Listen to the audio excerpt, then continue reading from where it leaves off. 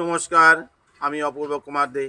আমার প্রিয় বন্ধু, ভাই বোন ও গুরুজনদের প্রতি শত সহস্র কোটি প্রণাম জানিয়ে শুরু করতে চলেছি আমি আমার স্বরচিত কবিতা।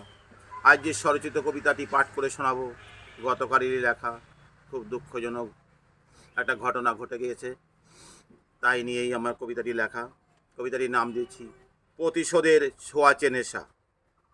আমরা সবাই নেশার মধ্যে, নেশা ছাড়া আমরা কেউ নাই। ভালো মন্দ যা কিছু তা করি না কেন, নেশা সবই তাই তো তাই। নানা জনের নানা মত, নেশা নানা রকম হয়। যে যা ভালোবাসে সে তাই নিয়ে ব্যস্ত রয়। বলি এ পৃথিবীতে সবাই আমরা কোনো না কোনো নেশাতে আছি জড়িয়ে। নেশা ছাড়া কেউ নাই তো নাই, নেশা রাখে আমাদের ভুলিয়ে।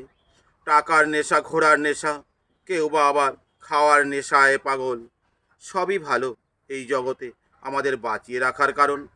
কাজকর্ম তাই তো রে ভাই নেশার মতন জড়িয়ে ধরে রাখে। ঘুম থেকে উঠে যেতাই আমরা যে যার ব্যস্ত সকল কাজে। প্রতিদিনের নেশা দেখি যাদের সূর্য ওঠে আকাশে তারা। দিনে কাজ আধারে ঘুমিয়ে পড়ি যে যেখানে থাকি না কেন আমরা। প্রকৃতির নেশা, ঘুমের নেশা, ঘুমিয়ে পড়ি সকল রাতে।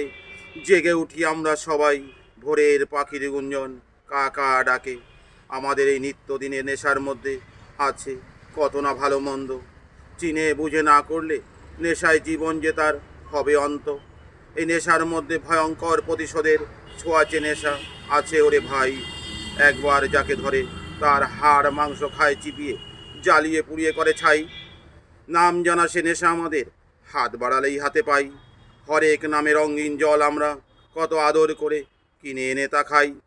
যুব সমাজ আজ আমাদের ওই রঙিন স্বপ্নের কবলে পড়ে অনুরোধ করে মা বোনেরা, বাঁচাও বাঁচাও আমার স্বামী, আমার ছেলে, সমাজের মঙ্গল হবে। নমস্কার।